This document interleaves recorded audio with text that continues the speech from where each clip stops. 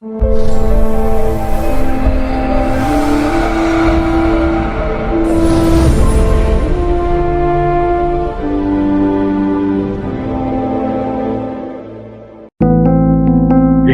on the subscribe button, especially the bell on the right side.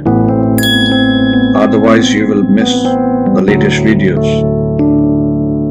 Ladies and gentlemen, welcome to this session on outer planets by Simon Chokoisky. I hope I pronounced his name well.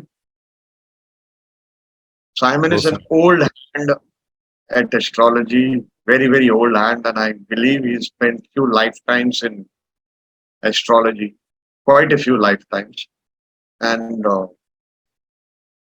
I had seen his lecture, an impromptu lecture. We were at Arsha Vidya Gurukulam, and there was some time left for the class. So he started his lecture on Yog Tara. Now, Yog Tara is something that many Indians do not know. There are specific points in the nakshatras, in the zodiac, where special energies are there. Can everybody hear me? Or some of the screen is stuck? Yes. Okay. And we broadcast that lecture on YouTube, and it was so well received. After that, Simonji came on several YouTube channels, and he's a celebrity in his own right. And he has written several books. One of them he gave me was Gambler's Dharma. And we were at Pennsylvania at that time, and he made predictions on the spot on what's going to happen in the next match. And they were all bang on. And he has studied many forms of astrology. And I think, Simon, you also did with Hardy 4, if I am right. Yes. I studied with Hart. Yes. Hardy 4 is a legend in the West. And one of those few authorities on astrology. I mean, I've never heard of anybody like him. No longer alive. He died recently, a few years back, 2-3 years back or something, based in Canada. Hardy 4 learned from him, and so did Robert Soboda. And Hardy 4 is also the writer of Light on Life, one of the finest books on Vedic astrology for intermediate and beginners. Whatever he used to teach, he used to teach with the exceptions. So that's what I know about Hardy 4. I never had the fortune of meeting him. Now, Simon is an authority, we know that, and on outer planets, he's done extensive work. He has worked on compatibility, which is so important in today's times, the practical usage of astrology in relationships. And he has also created a software on it recently. Simon, how do you pronounce the software? Dilanu. Dilanu. Like Dil, like heart. Anu. Would you be kind enough to share the link of the software on the chat Yes. box? Let me Take your time. I'll put it in the chat here. I'm admitting. So meanwhile, for people, I would give a quick background on outer planets, Uranus, Neptune, Pluto. Now the counterpart for the controversy on that is many people say, oh, it is our rishis did not mention it, etc. and all that. And many people in India do use it, especially people in Bombay and Pune, the old Maharashtrian astrologers. They took it up, and the great Vada Bhatt, Madha Bhatt, they're legendary figures in Maharashtrian astrology, old astrologers coming from the Bhatt family, Parampara astrology. They have written books on it. In Gujarat, one astrologer, we got his book, out of print book, many years, many decades back. He wrote on Uranus, Neptune, Pluto, for all placed in all nakshatras and different results for different nakshatra pathas. We tried translating it in the olden days, and it was in Gujarati. I still remember, it was more than 15 years back or something. And on 2nd of October, we were sitting at Amit Kamdar's son's house. A lot of people, Amit Kamdar, me, UC Mehta, an old astrologer, Jitendra Trivedi, he's very well versed in Bhigu Nandi Nadi, Arjun Pai. So many of that was a project which never got completed.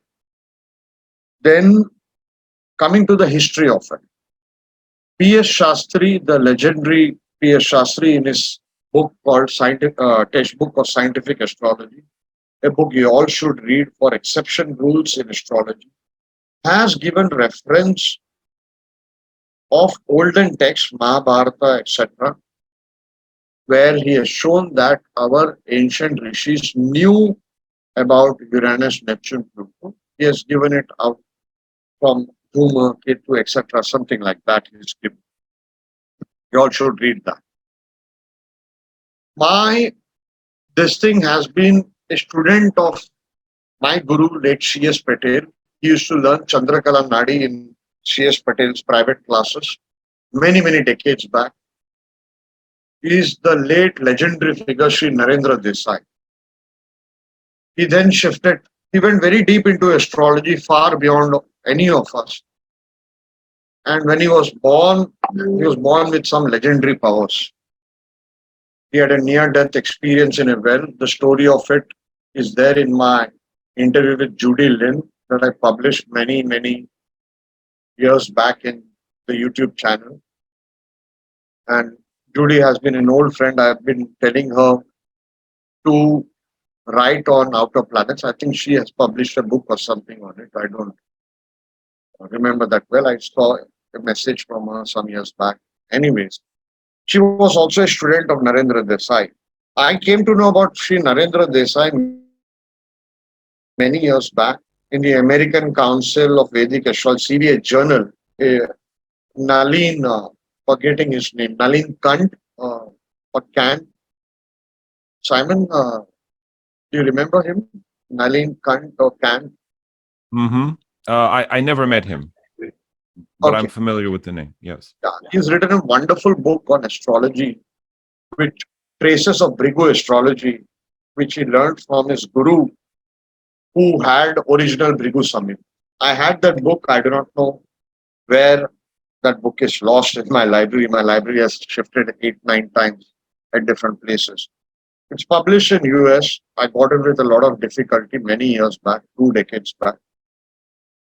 And he has written in the CVA journal, Council of Vedic Astrology journal, that Sri Narendra Desai was the greatest astrologer ever to walk in America. He settled in America. Unfortunately, his book could not be published. He got cheated, and then there were problems in getting it published after his death.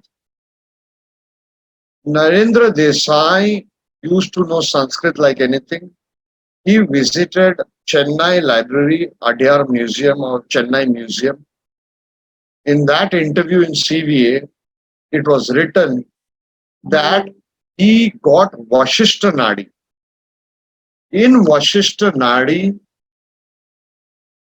it was mentioned very clearly 3 planets would be discovered in Kali Yuga, will be discovered, its usage will be discovered in Kali Yuga.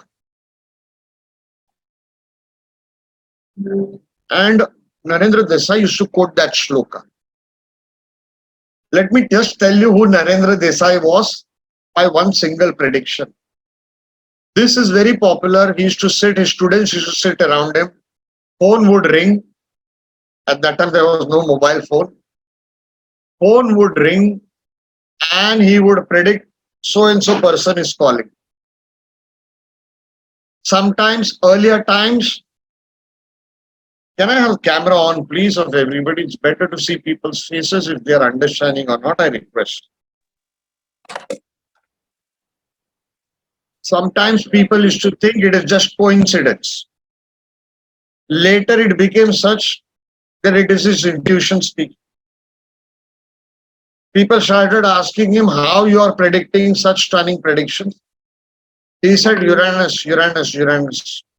He said whatever these people tell you, all these old astrologers, whatever they tell you, do not ignore Uranus. These were the words printed in that interview. I'm a person who's very old fashioned. I do not believe in people telling Bhrigu Rishi came in my dream and taught me this, or I'm inspired by rishis and the knowledge is given. I want shloka. That's the old fashioned way among the Shastris. That's the Indian way. You need Praman. It's called Praman. Show me the Praman. I presume Praman is the right word. One final prediction that was in that video interview of Judy Lin. Narendra Desai had a legendary reputation. One black man barges into his home, gives him this bundle of notes, and tells him, predict. I hear you can predict. No astrologer likes this kind of attitude. But Narendra Desai maintained his calm. He instantly predicted, you have been shot in your right leg.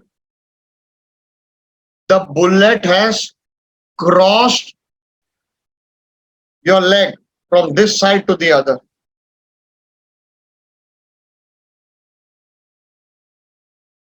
The African American said, you are right. He said, Narendra Desai said, don't worry about me being right. Right now, the cops are chasing you. They will arrive any moment from the door. That's my back door. Run away from there. And that's what happened. So if a man with such predictive powers can vouch, what Judy told in that interview was when he was young, he fell into a well and the Devi came and lifted him up.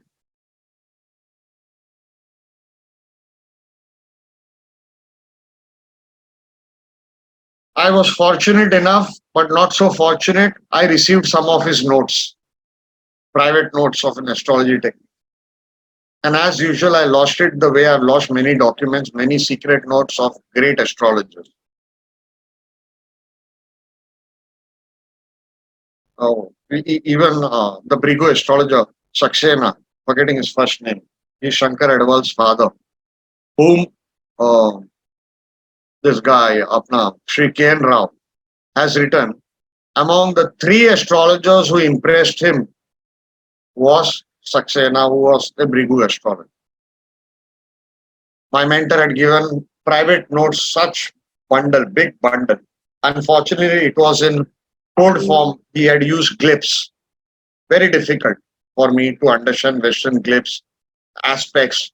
He used to draw triangle for a trinal aspect, something like that.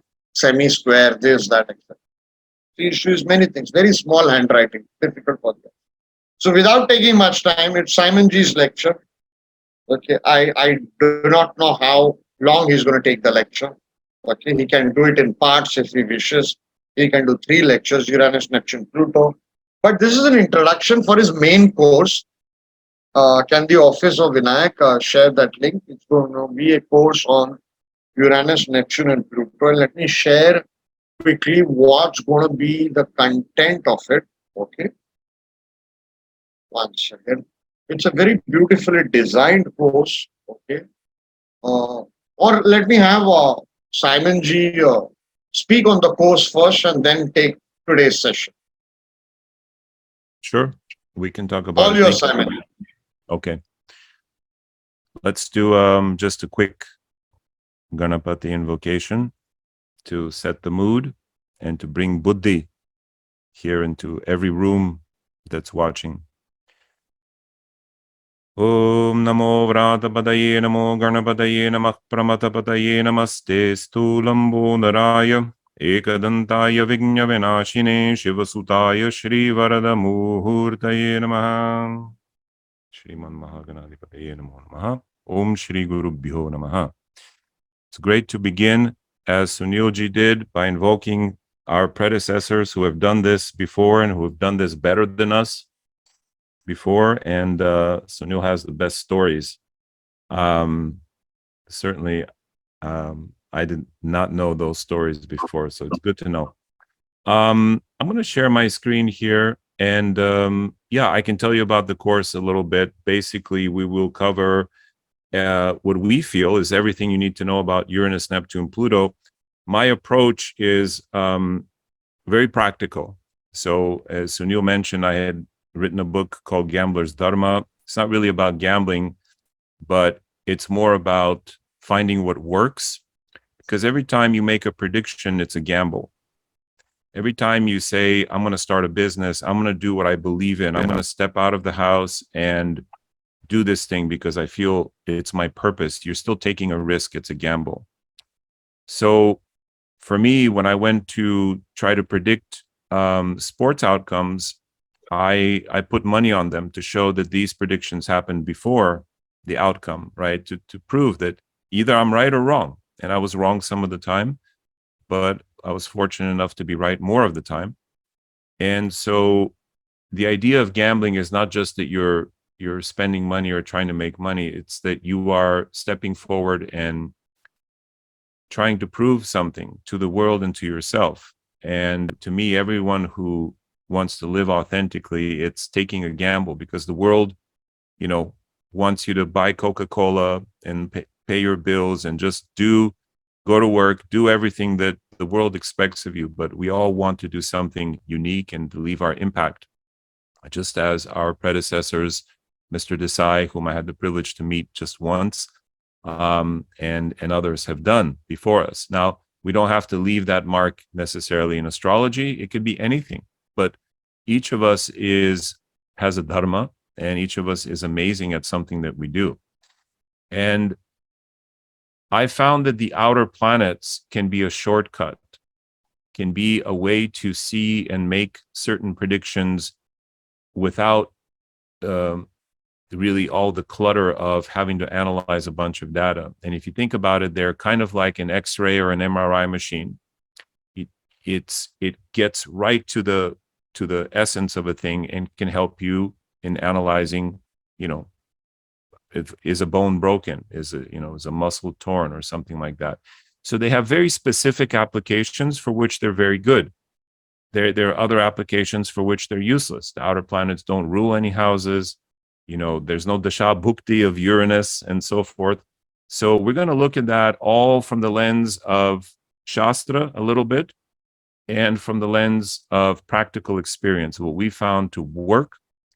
And hopefully we feel that this can take even amateur or intermediate astrologers and help to make them become professionals. Because when you truly understand the outer planets, it can help you pinpoint psychological patterns, outcomes. Like, for example, when Uranus is on the lagna of a game, the favorite usually will win. But even so, the score will usually be very high, particularly when it's in the lagna of the D9, very tight to the D9, even the D9 degree of the lagna. So I talk about that in Gambler's Dharma. So there are predictable results that these outer planets can give us. And so we will go into not just the general stuff that you can read on online, and there's stuff on YouTube you can watch. I've even done some YouTube stuff. We're going to take it deep and analyze every combination. What does Uranus Venus mean? What does Uranus Moon mean? What does Uranus Mars mean? What does Uranus Saturn mean? What does Uranus Jupiter mean? So that once you get that, once you kind of memorize some of these, every chart you look at is going to have something. And so, I'm sure a lot of you have looked at charts and gone, oh man, I don't know what's going on here. Having these little shortcuts, these little yogas, can help you make snap assessments of charts. So, and if you have any questions, I'm happy to answer. But yeah, we feel the course is going to be a comprehensive look at all three of these Chaya Grahas, Upagrahas, however you want to call them, outer planets, and Adrishta Grahas, right, invisible planets, and how they affect the conscious and the subconscious mind and outcomes in the world. So with that, let's get to it. This is a slide of a, this is actually, who knows where this is from, by the way? Who has an insight into, huge extra credit points on this? This is the first verse of the Ashtanga Hridayam, which is a seminal text on Ayurveda, actually. And the verse itself says, Ragadi Rogan, Satatanu Shaktana, Sheshakaya Prasritana Sheshan, Autsukya Moharati Danjagana, Yopurva Vaidyaya Namostu Tasmai. It says, Ragadi Rogan, all of these diseases and illnesses that ultimately arise out of Ragadvesha, the desire and aversion. I want to do this thing, I don't want to do this thing. These diseases or illnesses, or you could say bad karmas, are the cause of most of human suffering. But the point of this verse is Satatanu Shaktan. They're always there and they afflict everyone completely. Asheshakaya Prasritan.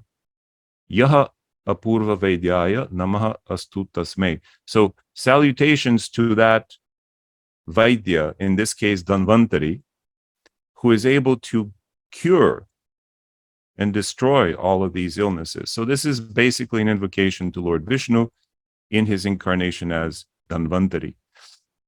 But the reason I'm putting it here is because it says human beings will have troubles at all times. It's not just 5,000 years ago. It's not today. It's always. And in 5,000 years from now, humans will have the same problems. Asheshakaya, throughout their entire body, mind, emotions, in relationships, with children, with job, health. These problems are universal. And so the point in putting this slide up is that Jyotisha, Ayurveda, yoga, the sacred sciences are here for us today, just as they were 1,000 years ago and 5,000 years ago and more.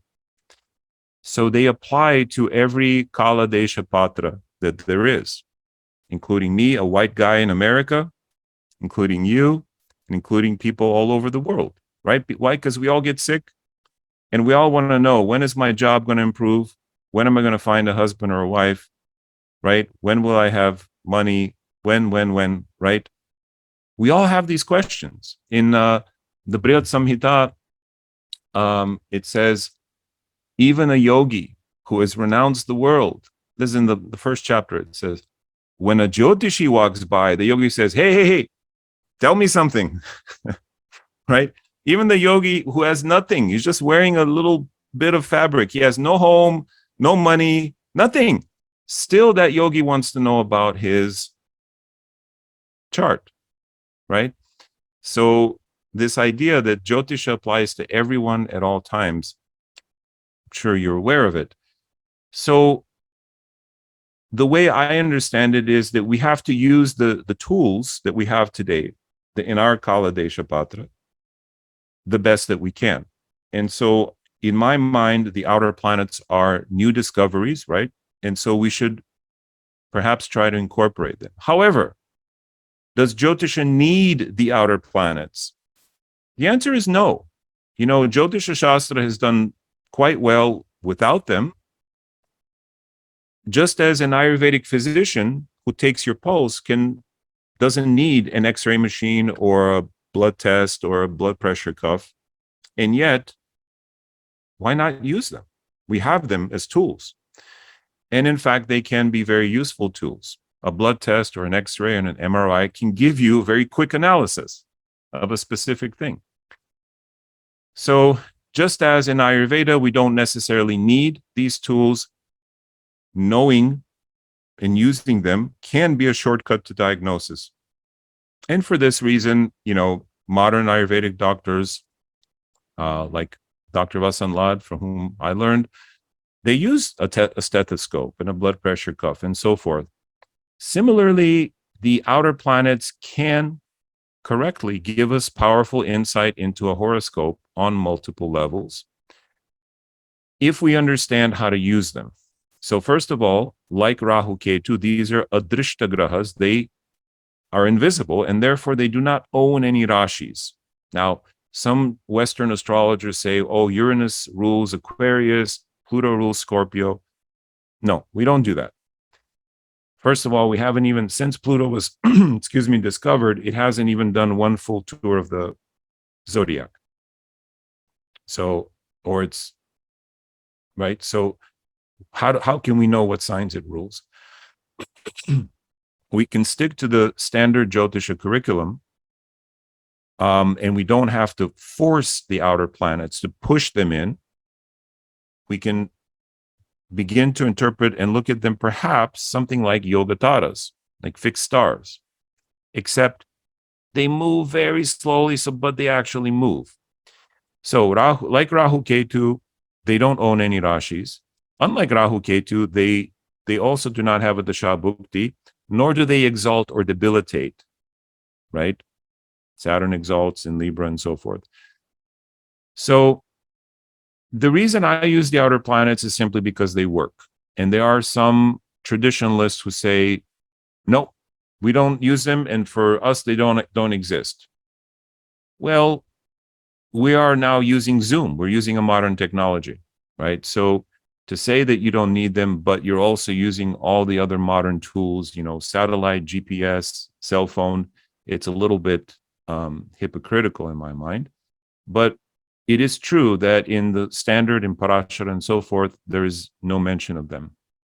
So that's kind of my introduction to this. And I'm really okay. Like, you don't have to use the outer planets, but you can.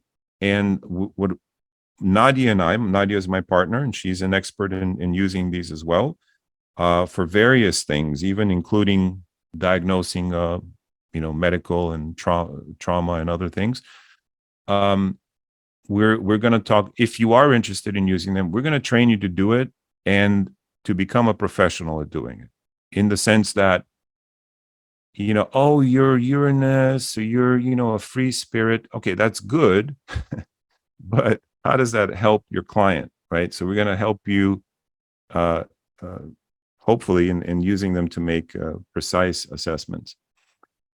So the outer planets are important points in the sky. And interestingly, their discoveries coincide with real-world events. This is from my book, Gambler's Dharma. I won't linger on this too long, but basically, when Uranus was discovered around 1781, it coincided with a century of revolutions, as well as in the fields of revolutions on the battlefield, but also in the fields of science and industry, which Uranus rules. Neptune in 1846 coincided with a lot of spiritual movements and philosophies. Even the Communist Manifesto was published in 1848. 2 years later, this idea of this ideal society, which in practicality doesn't necessarily work.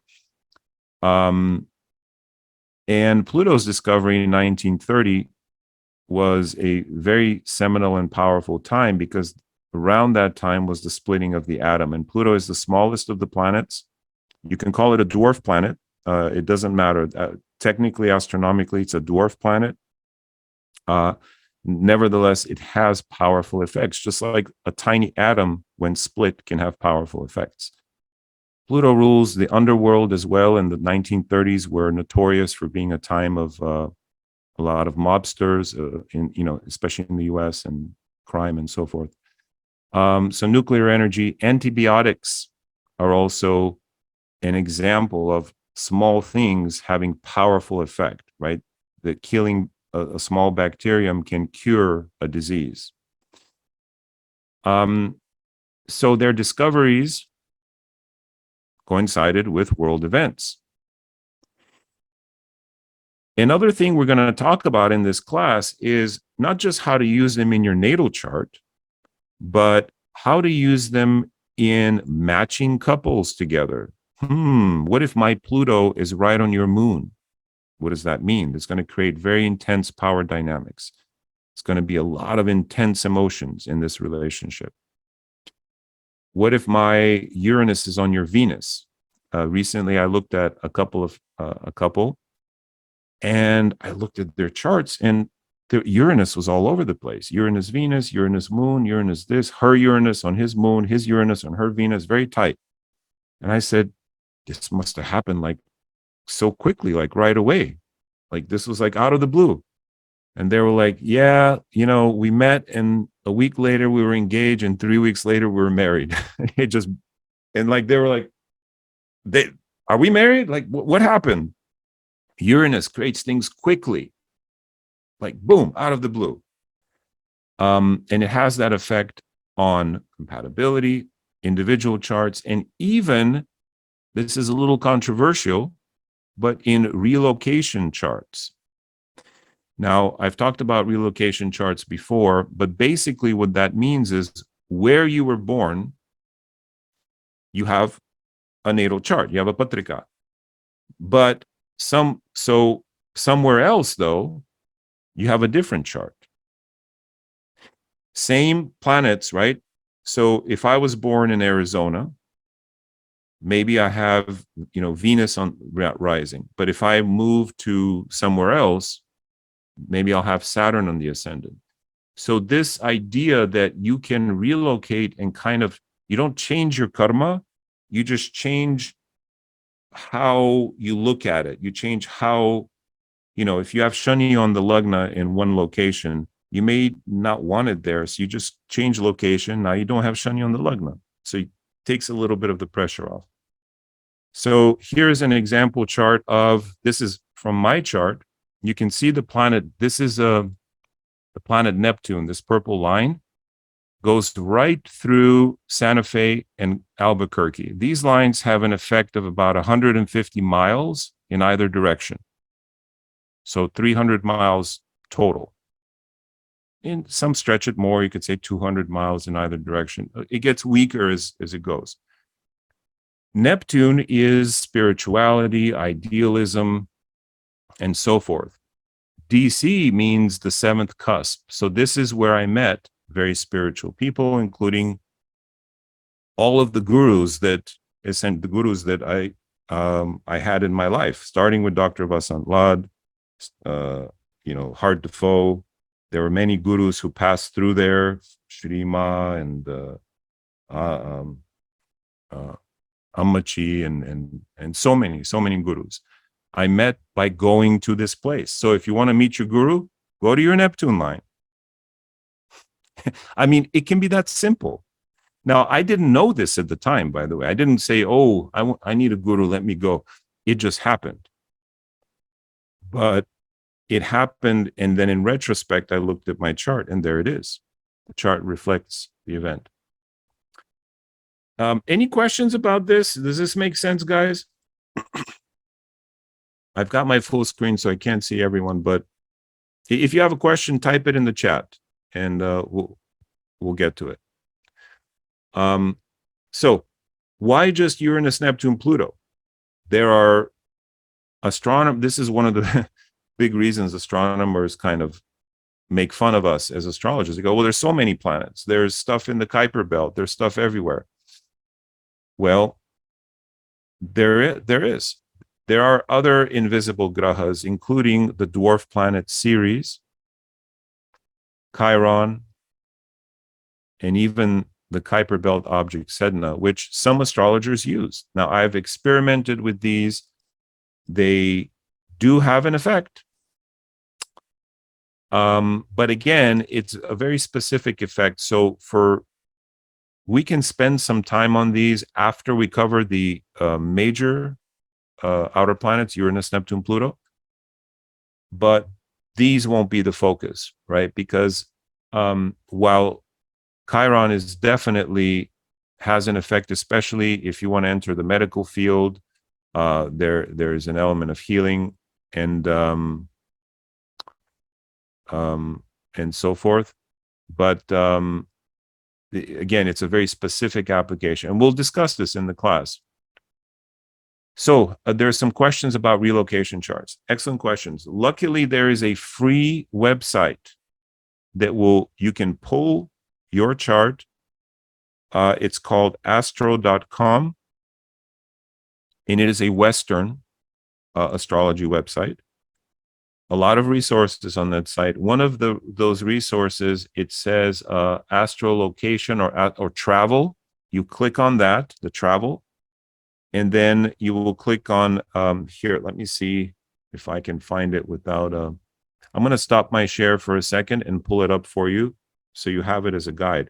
It's a great resource, both for now. By the way, the relocation chart doesn't care if you do Jyotisha or Western astrology, because it shows you when the planets are in the kendras, not just in the kendras, but exactly on the cusp of the kendra. So I'm going to take you there right now, and so let me just do one thing here.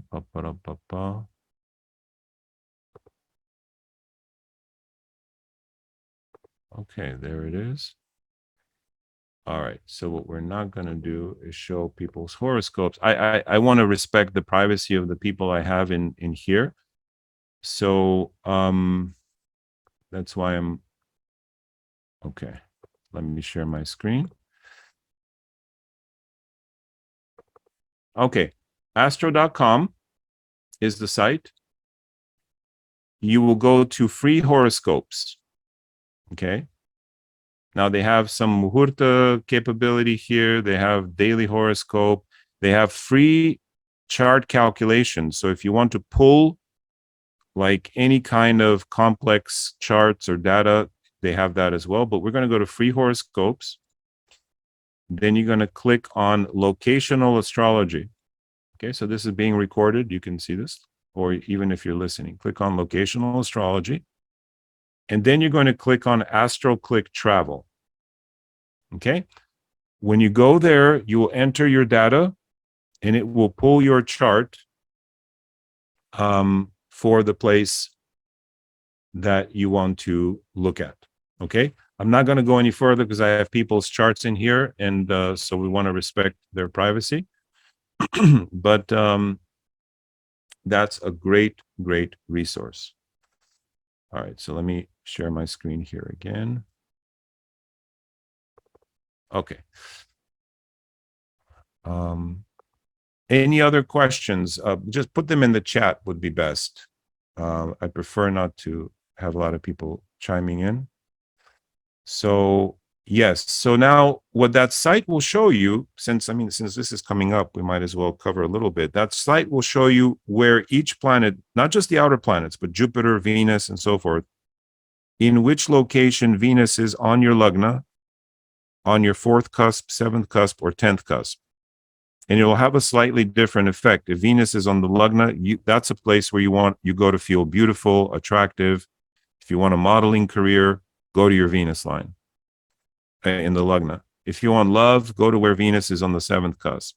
If you want a beautiful real estate, go to where Venus is on the 4th cusp. If you want a beautiful career or a career in acting or beauty, go to where Venus is on the 10th cusp. Like that. Okay.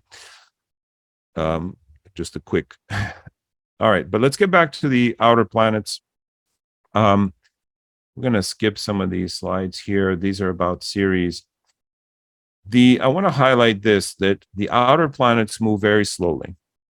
So Uranus spends 7 years in a Rashi, whereas Saturn, which is the slowest of the Drishta, the visible planets, spends only 2.5 years. That means that any aspects that we get from Uranus, Neptune, or Pluto have to be very tight to be effective.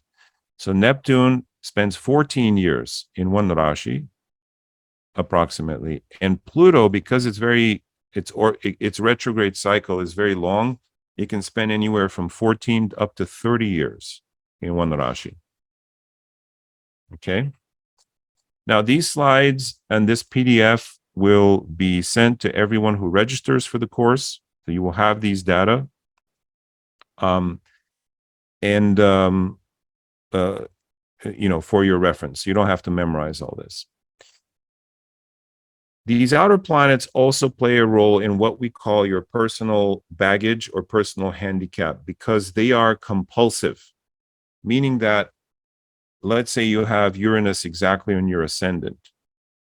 It will they're grahas, right? They grab you. So it will influence you in a kind of invisible way, like in a compulsive, like from your deep subconscious, you have drives to do things, and your conscious mind may not be aware of them. So the outer planets work in kind of like Rahu Ketu, right? When you have Rahu in your moon, and you just have like sudden insights or sudden irritations, and it's hard to know where they come from. There's that impulsive, kind of compulsive, invisible quality. But having, for example, let's say my Uranus is on your Venus, there may be a sudden, like we may fall in love suddenly. And that's all part of what I call karmic glue. There are these things that drive people together. And in our course, we'll talk about what these combos mean and how to deal with them, certain upayas for them. Like, for example, so for example, for Uranus, breathing, believe it or not. So if you have a prominent Uranus, pranayama and breathing exercises are incredibly effective. You know how there's some people who do pranayama and it changes their life, or like they're all of a sudden they're very calm and they feel great, and they tell you to do it and you do it and you're like, I don't feel anything, it's just boring. Well, because you don't have the Uranus. They have it, tight with their lagna or some of their planets. So they are getting the effect. So this is also a way to kind of customize the upayas that you give to clients. Okay, let me talk about the aspects here really quick. I don't want to bore you guys, but here are the upayas. I'm kind of do things backwards because before I tell you what the planet's about, I'm giving you the upayas because it's almost more important, right? To have the medicine even before you get the diagnosis. But Uranus is one of the planets that most strongly and powerfully indicates astrology. So many prominent astrologers, many of whom I know, have Uranus either on their 10th cusp, the MC, or conjunct a focal planet, like their sun, their moon, or their ascendant. So if you have one of these, and when I say conjunct, you're going to say, well, what do you mean conjunct? In the same Rashi? Yes. But if it's a very close conjunction, is it more powerful? Yes. Okay. Which is, what's a close conjunction? Well, if it's less than 15 degrees, you're starting to get warm. If it's less than 12 degrees, it's even warmer. And if it's less than 7.5 degrees, now it's hot. And anything under 3 to 5 degrees, it's intensely hot. Okay, so these aspects are proportional to how close they are to your planet or your cusp, lagna, for example. But yes, one of the classic indicators for astrology is having Uranus conjunct your sun, moon, lagna, or MC, especially because it means you could do it professionally. MC means the midheaven, your 10th cusp. Make sense? Again, I can't see you right now. Oh, Dineshji, wow. you are you found your master on the Neptune line. It's amazing, guys. I'm look, I've told you this at the beginning. The only reason I do this is because I've seen it work, and it works in real life. If it doesn't work, if I can't make a bet and predict that this will happen, then I'm not going to do it, and certainly not teach it to people, because this is bad karma.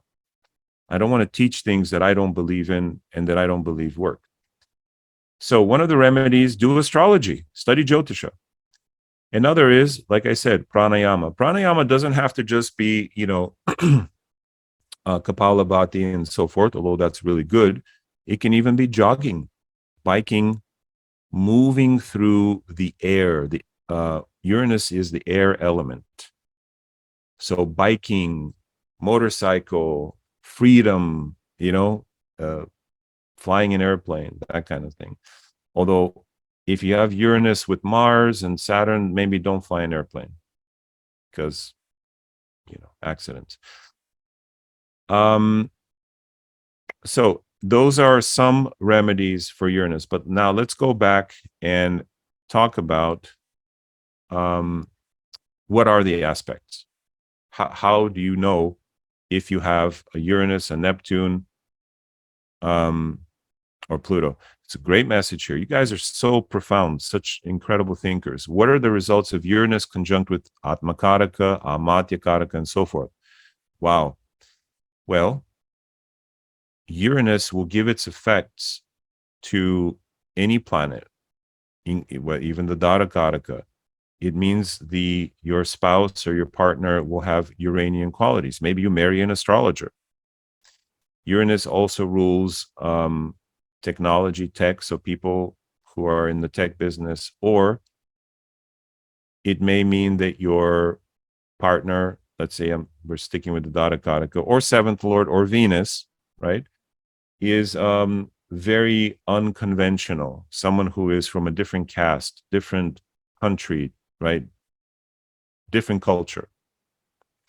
So these are some of the possibilities, which you then verify using normal chart analysis. Like I said, the outer planets will give you quick insight, but you always want to verify it with the rest of the chart.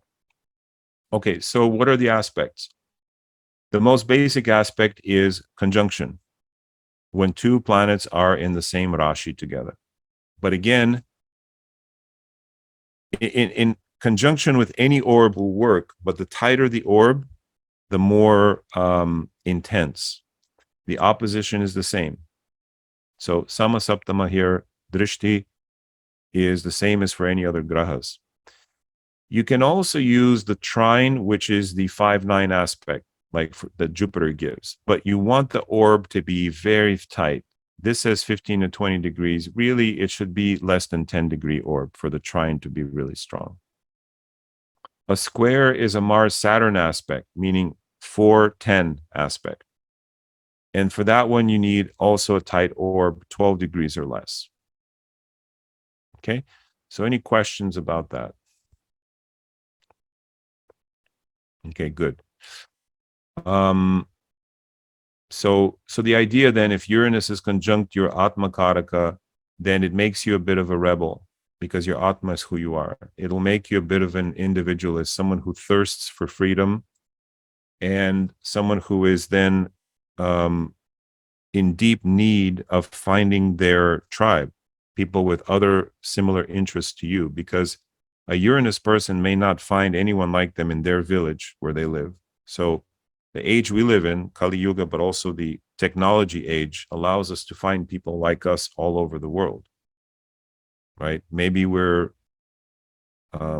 naked windsurfers, and that's, there's only 12 of us in the world. Well, you can find other naked windsurfers online. So finding your tribe is very important. So if you have Uranus conjunct your Atmakaraka, finding your people is very important. So you feel connected. So you feel you have a Sangha. Okay. So these are some of the meanings of Uranus. I'm not going to go into all of the details today. We talked about the remedies.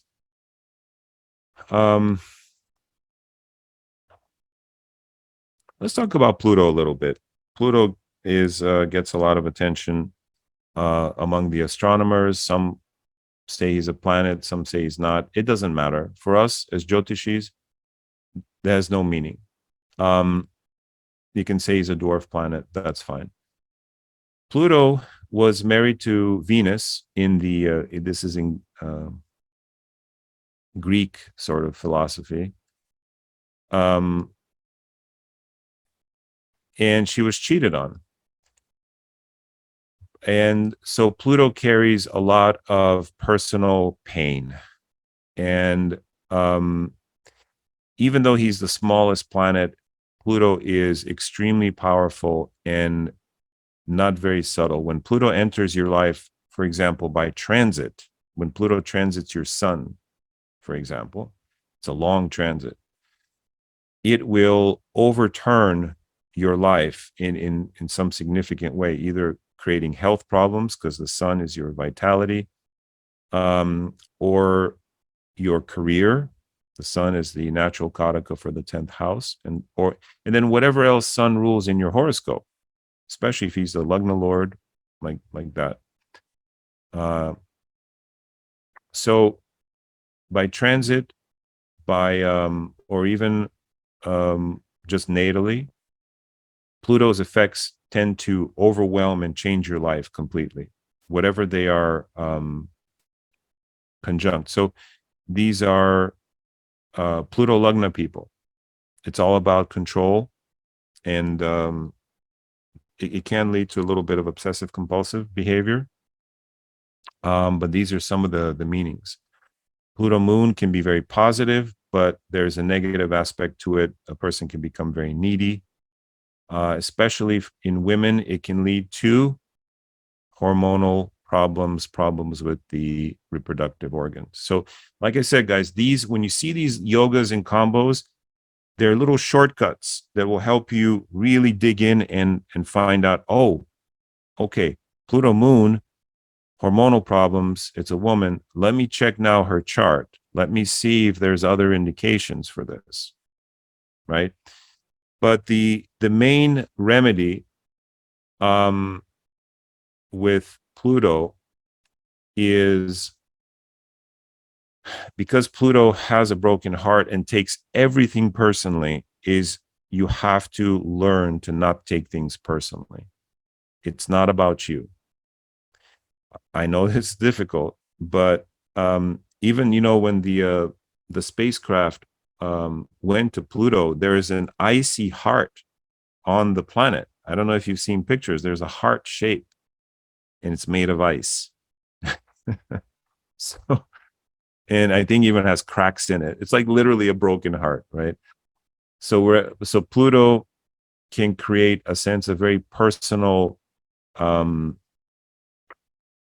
fixation on why things aren't going well in your life, why these people did this to me, and the world did this to me, and the people running the government do this to me, right? We've all seen people, and probably we are those people as well, right? The trick is to ask the question, how does this help you? How does this help you to hold on to all this? Everyone's doing things to me.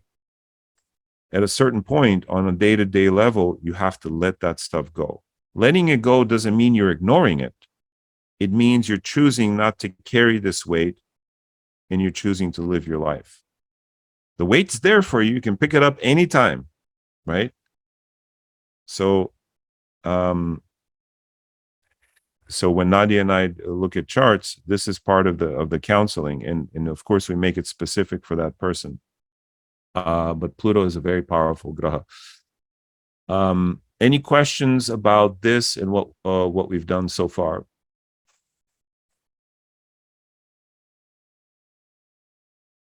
Okay, you can just put them in the chat.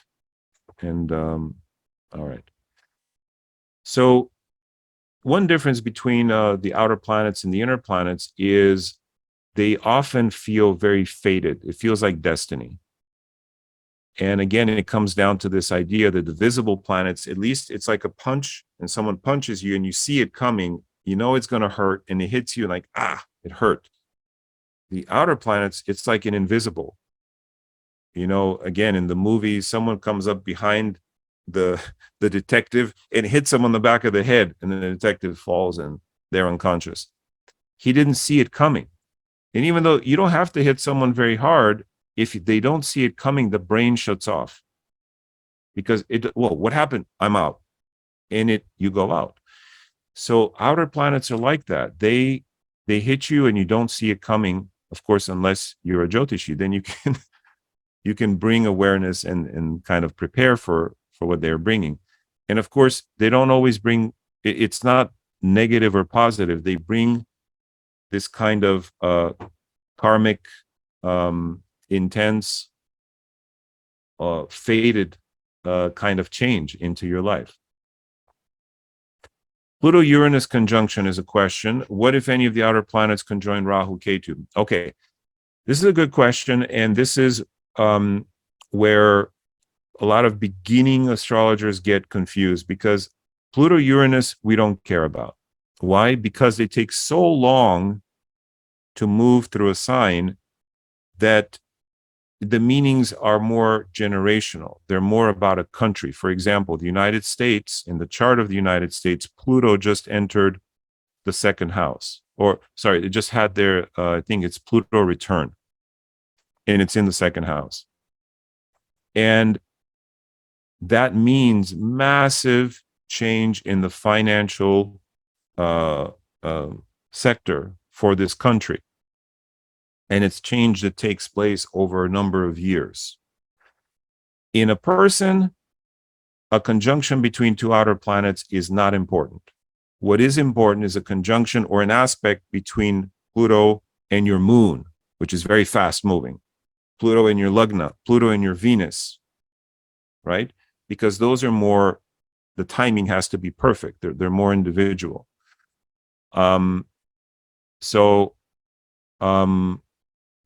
Yeah, so those are good questions. Now, what if Pluto, Uranus, or Neptune conjunct the nodes? That creates, because the nodes are also a drishta, that if in addition to, say, Neptune being with Rahu, there is also an inner planet, or your Lagna there, then that has a very specific indication. But just Uranus, Neptune, Pluto with Rahu, we're not, that by it's a potential. But unless your inner planets fall in there, that potential isn't realized. Okay. All right. Oops. These are compatibility notes. This is outer planets. Yeah, so I think this is more or less my introduction to the outer planets. I'm happy to take questions now. So this is where the juice is, because honestly, guys, it's not about what me and my presentation. I want to know what you want to know, right? So you can take something home and use it. Pluto Jupiter, how can we interpret it? Okay. Pluto Jupiter is a powerful conjunction. Pluto Jupiter is found in some of the charts of the most influential people. What it means is Pluto is complete death and rebirth. Jupiter is wealth, for example. So when they conjoin, it means the person will experience at least one time in their life a complete overturning of their financial situation. But what that does is it creates the field for massive abundance, potentially. So, like, for example, in Bitcoin's chart, Pluto just conjoined Jupiter, 6 months ago or something. And it contributed to wiping out Bitcoin, but also it's laying the seed for, in the next few years to come, for a massive rise in its value, according to me. I don't own any Bitcoin, by the way, so I'm not pumping it or anything. But Pluto Jupiter can be a massive wealth combination, especially if it's configured with your 11th lord, 2nd lord, 9th house, the good houses of the horoscope. If it's afflicted, if it's in the 8th house, it could also indicate problems. Okay. All right. So outer planets conjunct Mercury, people want to know. So, well, Mercury and compatibility. There's some questions. So compatibility is a big one. But let me take these one by one. So Mercury, for example, if a person has Uranus, say with Mercury, it can give in medical terms, if it's configured with the sixth house or the sixth lord and some other negative influences, it can lead to Parkinsonism, for example, because it creates excessive activation of the nervous system, demyelination, and so forth. Uranus is a very strong Vata planet, and the proforma for in medical astrology, one of the proformas for that is having a Saturn or Rahu affecting Mercury and the Sun. The Sun is the brain, and so forth. So that's one way to read it. When we get to the course, we'll look at these from different standpoints: the health standpoint, the career standpoint, the wealth and finance standpoint, and so forth. So what if Mercury is your seventh lord, right? It's going to have a slightly different meaning. What if Mercury is your 10th lord? Then if it's your 10th lord, you should work in astrology or in avant-garde revolutionary technology. So we have to know a little bit more about what is this Mercury doing. But by itself, Uranus Mercury creates very fast speech, very quick reflexes, and a brilliant mind. They can outthink you 20 moves ahead of you before you even start the game. All right. Rajeshji, you have a great question with examples. I did not bring relationship examples. I could probably pull up an example chart. Why don't I do that for you? Let me stop the share so I don't show any personal information. And I'll show you how we use this exactly in compatibility. So let's take a look here. I love your questions, by the way, because they are, they talk about things that I wouldn't have thought of. Okay, let me pull up here a couple of charts. And dun, dun, dun, dun, dun.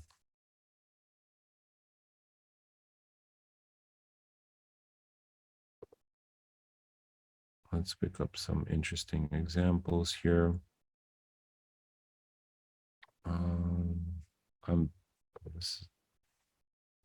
Give me 1 second here. All right.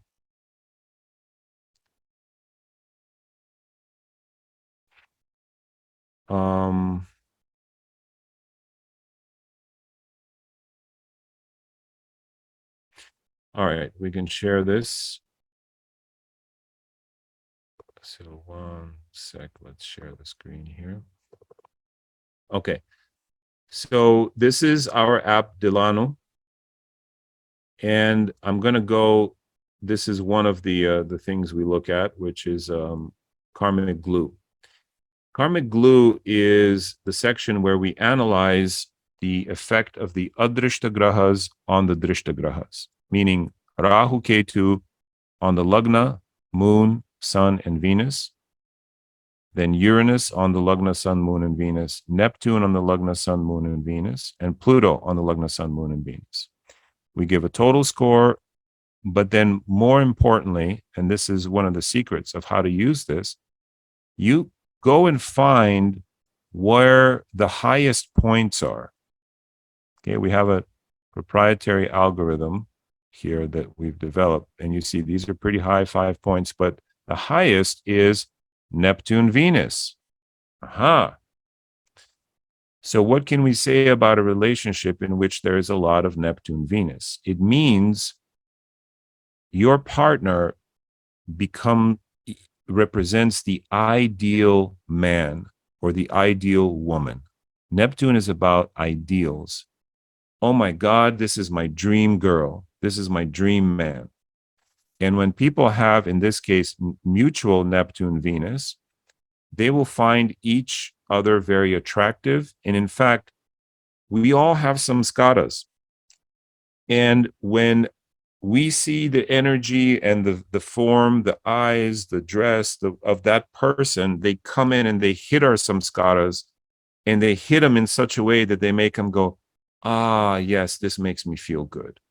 This is my, what you call it, my ideal platform, my ideal template of what a partner should be.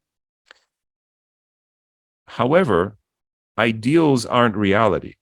So this is Neptune is the Walt Disney version of how the world should run.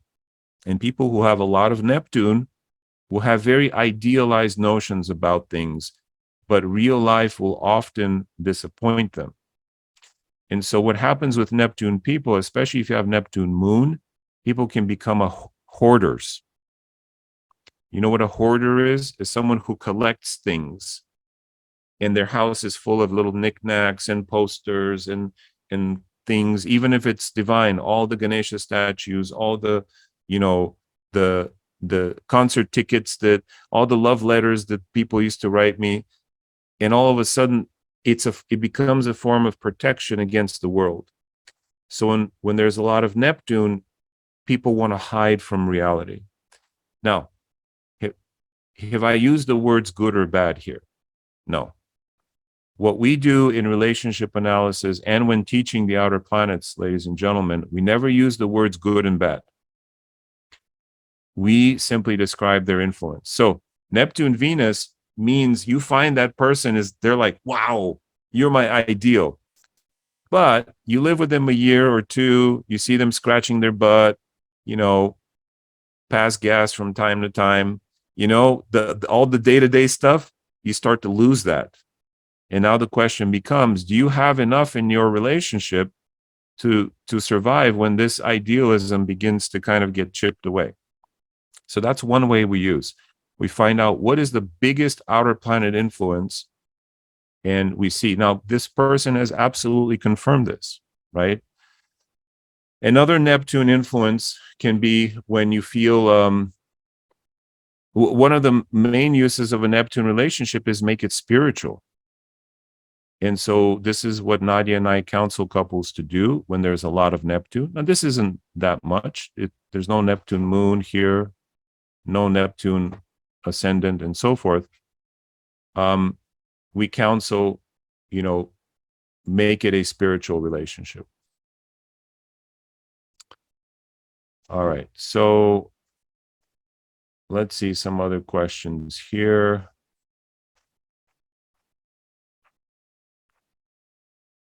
Are there any bhavas or degrees where these are debilitated or exalted? No, we do not take exaltation, debilitation, or ownership for the outer planets. All right, so let's see. I'm trying to find. Okay, we answered that. What is the effect of nakshatra in which these planets are placed? Because they move very slowly, the nakshatra is going to be a background influence. Okay, because everybody born the same year you were born is going to have Uranus in the same nakshatra and Pluto in the same nakshatra. We don't look at that. We look at their aspects and connections, again, to your lagna, to your 10th cusp, to your 7th cusp, to your Venus, Mercury, Sun, and Moon. Okay? Do outer planets have aspects? That's a good question. We take the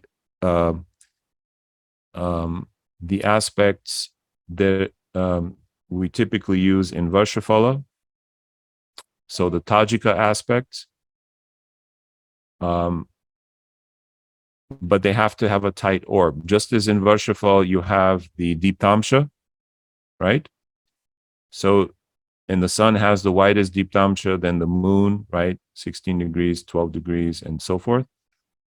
Similarly, with the outer planets, the widest deeptamsha, well, as I said earlier, if they're in the same Rashi, they will affect whatever they're sitting with. If you have Uranus with your moon, even if they're 29 degrees apart, there will be an effect. But the closer it is, the more powerful. So to answer your question, the outer planets have the effect of conjunction, opposition, as well as the other Tajika aspects of trine and square. I don't use the sextile, which is the 311. Nadia does, and she finds it to work, but it has to be very, very tight, like within 2 or 3 degrees. All right, I have a chart with 3 malefics aspecting 7th house with Neptune. No. So again, guys, the idea here is you. I got Saturn, Mars, and Rahu aspecting the 7th house with Neptune and Uranus. I guess you're saying Neptune and Uranus is in the 7th.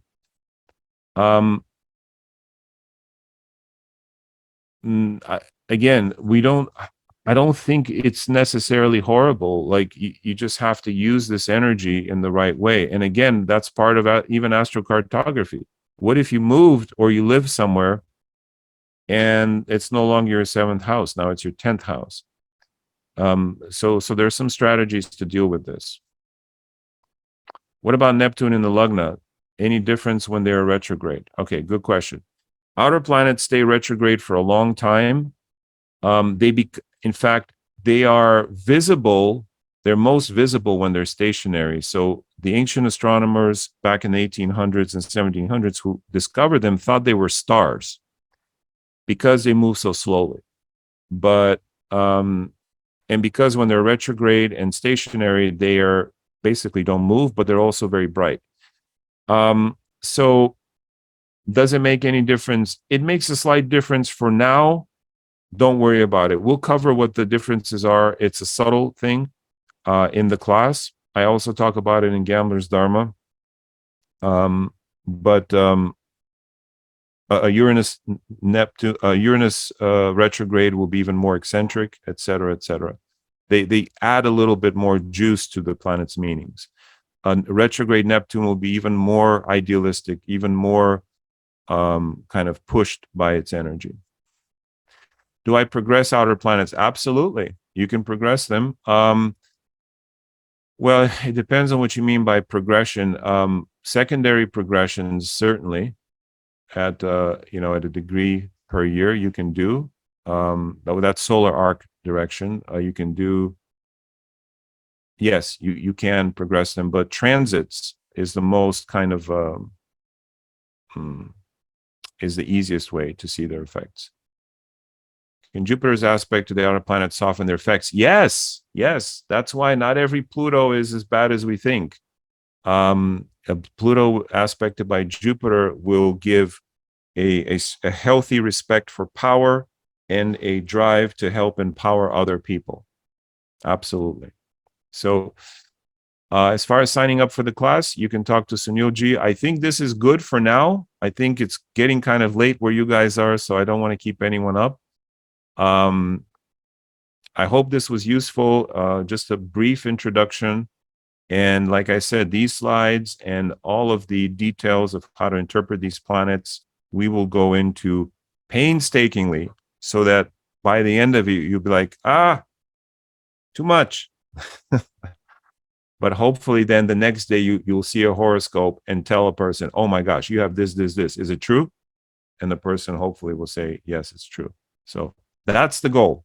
Okay. Thank you guys. I appreciate you. Thank you for being here even late at night. You guys are the survivors. I see a bunch of people already went to bed, but yeah, I'm happy to answer any questions. You can pass them on to Sunilji, and he will pass them on to me, and so forth. And yeah, I hope to see you guys there in July. Thank All you. right. Thank you so much. Thank you so much, Simon G. Really wonderful. How do I hope you? this introduction was good. to everybody to understand the importance of outer planets. And what I would request Simon Ji to do is, if in the near future we can have one more class, if it's possible, taking just one planet, or Uranus or Neptune or Pluto, and to analyze few charts where we see them without the outer planets and with the outer planets, so that we get to know the difference in a more in-depth manner. I do not know if it's possible. This idea just came to my mind, because Yes, we Simon can do it. runs a very tight schedule, so very difficult to get him. It's a tight schedule for the next week for sure, but yes, before we do the class, we can certainly do it. That sounds great. With some example charts. Yeah, That sounds examples are always the best way to learn, but I think today is an introduction. This is good enough, and then we'll do. If you guys want to learn how to apply this and to take advantage of the software, that's delano.com. We're continuing to improve it and make it more and more user-friendly, so that you even don't need to know all the, Jyotish calculations and stuff. Just see it there and you can predict. That's delano.com. My website is Decoding Vedic Wisdom. I'll put it in here, decodingvedicwisdom.com. All my courses are there. And and if you want to get a hold of me, you can also email me through there. Hari Om. Thank you, everyone. Thank you so much. Synergy. We'll see you next time, and we'll do some specific charts, and we'll do that thing. I love it. Bye for now. Thank you. Thank you, everybody.